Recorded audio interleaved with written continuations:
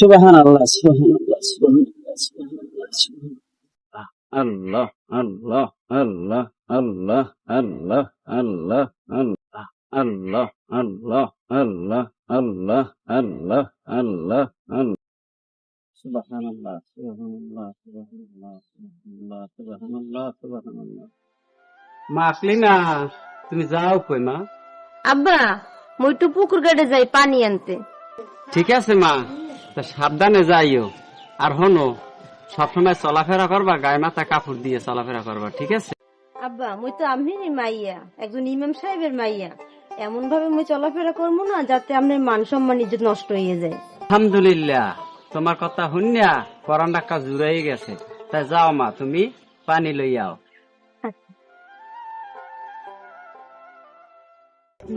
আল্লাহ, তুমি আমার মামারা মাইয়েদের দিকে খেয়াল রাখো।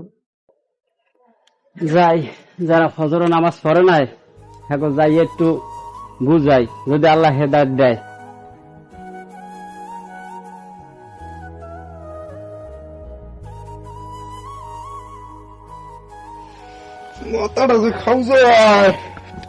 আসসালামু আলাইকুম রহমান ভাই। ওয়ালাইকুম আসসালাম। আপনি কেমন আছেন? ভালো। ফজরের জামাতে যে পাইলাম না মেরে, রোজা নামাজ একাল ভুলে গেছেন। হুজুর কি কম, মাথায় নানান ধরনের টেনশন। কি নামাজ রোজা করি, বউটা মরিয়ে গেলে কয়েকদিন আগে দুইটা মাইয়া বড় বড় হয়েছে, বিয়ে শাদী তা দিতে পারি না, নানান ধরনের টেনশন। বাচ্চা দুইটা বিয়ে রক্ত গেছে, রোদে রোদে থাকে, কুললে যায়, কি করে না করে কইতে পারি না। পোলা পান পাশে লয় না, কি করে ভাত পানিও খায় না। আমি নানান ধরনের উদ্যোগের মধ্যে আছি, আমার এইগুলো আর বললেন না। আল্লাহ আমার দিকে তাকায় না। তাহলে আমার বউ মরিয়ে গেছে, বাচ্চা দুটো বিয়ে শাদী দিতে পারি না, উদ্যোগের মধ্যে আছে। হুজুর নামাজ পড়ার সময় পাই না। হুজুর আমার এই ঝামেলা গেলে আমি নামাজ পড়তে আসবো। শোনেন রহমান ভাই, টেনশন করে কি নামাজ বাদ দেওয়া যায়? হায়সরের দিন কি মাপ পাওয়া যাইবে? টেনশন দূর করার জন্য তো আল্লাহ আছেই। নামাজ পড়েন, আল্লাহর রহমতে সব মুছে যাইবে, ঠিক আছে? আপনি মসজিদে আইয়েন। হুজুর কাল হইতে আমি নিয়মিত মসজিদে নামাজ পড়তে জামাতে আসবো। রহমান ভাই যান কই, আর টেনশন ভাই কিসের? হুজুর মোল্লা বাড়ি যাইতেছি, মাইয়াটা অসুস্থ, কটা সুদে দেখি কটা টাকা আনতে পারিনি, ঔষধ কেনা লাগবে। রহমান ভাই, তুমি কি জানো না সুদ দেওয়া নেওয়া দোনোটাই হারাম? জানি তো হুজুর, কি আর করব, গ্রামের মানুষের ঠেক পড়লে কাদের মোল্লাই একমাত্র ভরসা। ও, তুমি ওই কাদের মোল্লার কথা কও? ওদি বেশি বেশি সুদ নেয়, ওইলে জালিয়াতি করে মানুষের লাগে। ও কষে কষে সুদ নেয়, তুমি ওর দ্বারে যাও কিনলে গিয়া। একটু কষ্ট মষ্ট চলো, আল্লাহ এক ফয়সালা দেবে। আনে হুজুর আপনার কথা রাখার চেষ্টা করমু। আসসালামু আলাইকুম। ওয়ালাইকুম আসসালাম।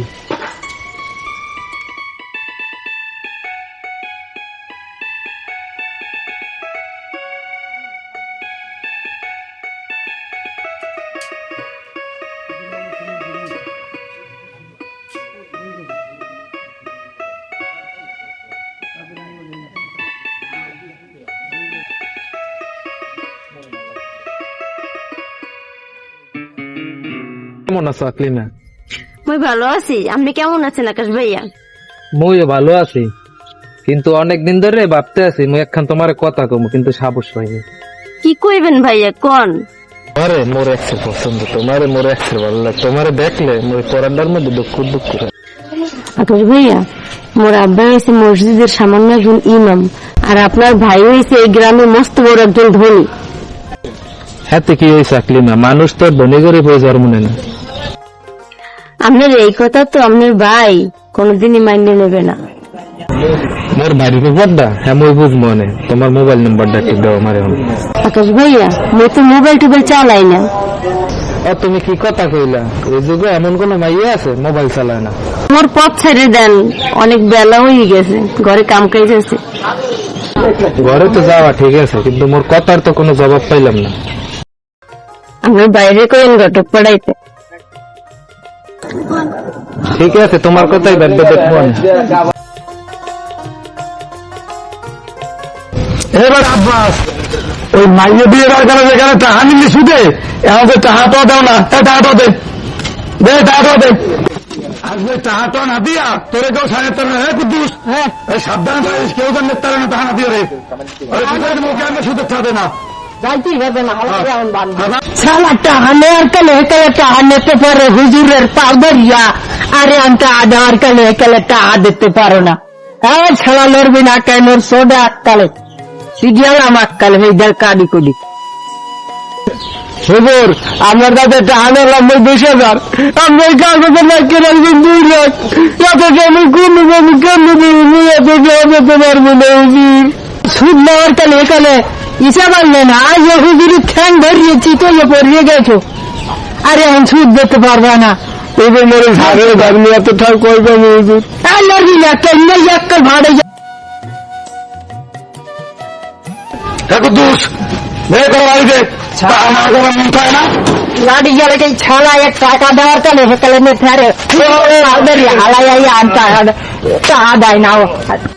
সেই ভাইয়া এই সামান্য কটা টাকার জন্য তুমি মানুষের উপরে এই অত্যাচার করতে আছো?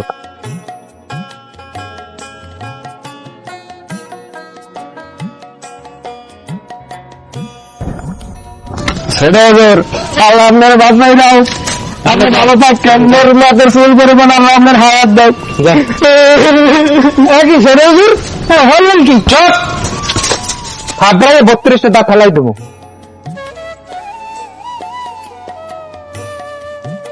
এখন ভাই মাথার একটু ঠান্ডা হয়, এই মুজা হরি এত সব তোর মধ্যে হরি। ভাইজান, বাঁচার জন্য মানুষের টাকার দরকার আছে, কিন্তু যে টাকা মানুষকে অমানুষ করে দেয় এই টাকার আমার দরকার নেই। হন ভাই, তোর টাকার দরকার না হইলেও লোক দরকার আছে, কারণ সুদে টাকা লাগাইলে মজা আছে। সুদের আবার করছে সুদ, এবার আসলটা তো খারাই, তুই বুঝবি কি ছোট মানুষ।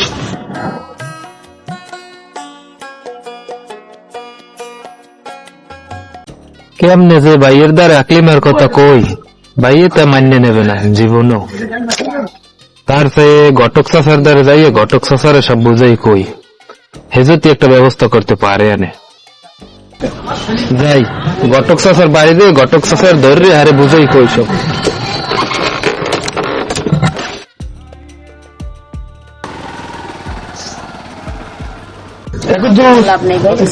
একটু বাতাসে বই দেই, গরম একটু বাতাসে বই না।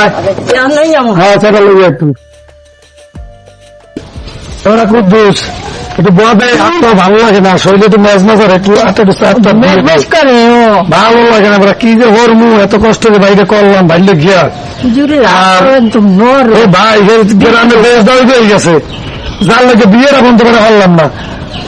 এই আমার মামারা ভাই যায় এখন বেশ দাঁড়ি হয়ে গেছে, মুই স্যার মনে কেউ রে মুই সুদে সুদ লইয়েছি, আমি সুদ লই কোনো সুদ নাই, সুদও দেবে আসলে খারাপ কি করবো কুদ্দুস কোন হুজুর হরমু। ওই মামার একটা ভাই যার জন্য বিয়ে হরলাম না, এত করি অলগেই যা কোজা হরেন কি হরমু কর, এবার তো মোরাল লেগে কিছু করে ফিরে যাওয়া লাগে। আর তুই একটু বিয়ে হারাই দেবে দেখি তোর বেলা দাও, মাথায় নিতে আসি বেড়া কি হরমু দেখতে আসি। বল মুখ দেখলাম না আজ পর্যন্ত। আসসালামু আলাইকুম হুজুর। ওয়ালাইকুম আসসালাম, কেমন আছো রহিম ঘটক মিয়া? আপনার শরীর স্বাস্থ্য কেমন আছে? এই মোটামুটি আছি। কি খবর রহিম ঘটক, হঠাৎ করে মোল্লাবাড়ি? ও কান্তি হুজুর, মোর কাম তো মানে বাড়ি বেরিয়ে যাওয়া।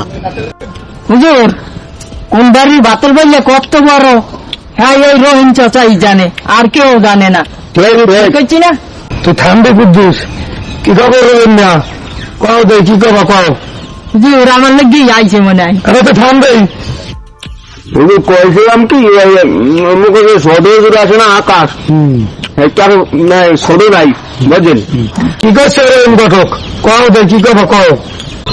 হুজুর কথাটা হয়েছে কি, ওই গ্রামে একটা সুন্দরী সরল সোজা এইবার গুণবর্তী যখন মাইয়ে আছে, আমি একটু অনুমতি দিতেন আকাশ হুজুর আছে না, ভালো মাইটা দেখতাম। তুমি যে কইলা রহিম ঘটক মিয়া, একই আকাশ কি জানে? প্রাণ হ্যাঁ শেষ হয়ে যায়। ভাই হুজুর বলছেন ছোট হুজুরের মাইয়াটা পছন্দ। এত ভালো কথা রয়েন ঘটক, তাই মাইয়াটাকে দেখাও দেখি। মাইয়াটা গেলে মুখ গ্রামের মসজিদের হুজুর আছে না ইমাম সাহেব, তার মাইয়া আকলি না এত স্টেয়া করেন তা হুজুর, তুমি গ্রহের কথা কইছি ভাইরা না ভাই ভাইরা ভাইরা, আমি এখানে এই এলাকার কাদের মোল্লা, একদম প্রভাবশালী ব্যক্তি, আর দুইটা মানুষদের ইমামের ভাইয়ের প্রস্তাব হয়েছে আমার ভাই লিখিয়া। ভাইরা হুজুর মোর ব্যাপারটা একটু কইয়ে দেন।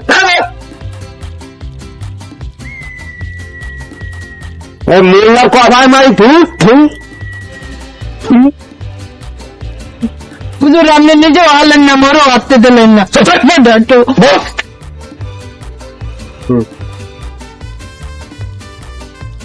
কি হয়েছে ভাইজান, আপনি তো রাগারাগি করেন কা? রাগারের মতো কি করবো? এই আকলিমে মাইয়াটাকে ডাক কদিন। ভাইজান আকলিম হয়েছে মগ মসজিদের ইমাম সাহেবের মাইয়া। তো সাহস তো কম না, নিজের মসজিদের সভাপতি সেই মসজিদের ইমামের মাইয়ের লাগে সম্পর্ক করো। ভাইজান ইমাম আর সভাপতি এক কথা না, সভাপতি টাকার জোরে হওয়া যায়, কিন্তু ইমাম হতে যোগ্যতা লাগে। কি তুই মোল্লা বাড়ি পোলাইয়া এবার সামান্য দুইটা বেতনে ইমামের মাইয়ের লাগে আমার অপমান করবি? ভাইজান মান অপমানের কথা না, সুদের টাকায় মসজিদের সভাপতি হওয়া যায়, কিন্তু মসজিদের ইমাম হওয়া যায় না। ভাইরা এবার বাড়িতে ভাইরা, তোর মতো ভাইরা আমার দরকার নাই, জানলে জানি এত কিছু করি হে আমার বে অপমান। ভাইরা ভাইরা হয় ভাইজান তাই যাইতেছি, তোমার মতো সুদকর বাইর কাছে থাকার থেকে একা থাকা ভালো। ঠিক আছে যা যা যা যাই লোক জানি এত কিছু করি হে করে আমার অপমান। দেখছেন হুজুর আপনার মুখে মুখে কথা, যে খাটে আমার লাগে হেয়াও। হ্যাঁ যাও যাও, তুমি বাঁচতে থাকতে তোমার এই আশা কোনোদিনও পূরণ হইবে না।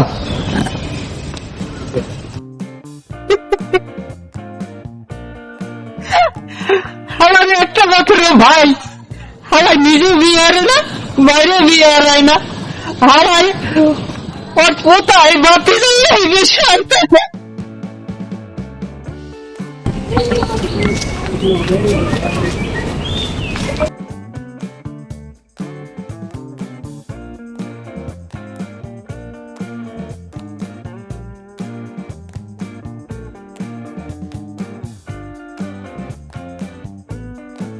আসসালামু আলাইকুম মোল্লা সাহেব, কেমন আছেন?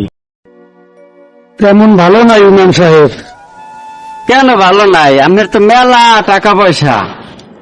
ইমাম সাহেব এই তাহার গরমে তো একটা মাত্র ভাই, এই ভাইটারও বাইরে যেতেছিলাম, ওই ভাই দিয়া না খাইয়ে থাকতে থাকতে না ঘুমাইয়া না খাইয়ে থাকতে থাকতে শরীরে এত রোগ জমাইছে, এখন আরে চিকিৎসা করতে বিদেশে নেওয়া লাগবে, বেমালা তাহার দরকার। তো মোল্লা সাহেব সমস্যা কি? বিদেশে নিয়ে চিকিৎসা করাইয়া নেন, আপনার তো মেলা টাকা পয়সা আছে। হ্যাঁ চাইছিলাম যে ভাইদের বিদেশ নিয়ে চিকিৎসা করানো, কিন্তু মোর সুদের টাকা তো হ্যাঁ যে মোর ভাই চিকিৎসা টিকিৎসা করতে চায় না। হুজুর মোর ভাই যে কয় তোমার ওই সুদের টাকা চিকিৎসা বাঁচতে তার চাইয়া মুই মরে যাওয়া আরো ভালো, তাই মোর সুদের টাকা চিকিৎসা করাইবে না। আর কি করবো হুজুর কন একটু? ঠিক আছে মোল্লা সাহেব, তাহলে আপনি বাড়ি যান, ফয়সালার মালিক হয়েছে আল্লাহ, দেখি ছোট হুজুরের লেগে কিছু করা যায় কিনা। আসসালামু আলাইকুম। ওয়ালাইকুম আসসালাম।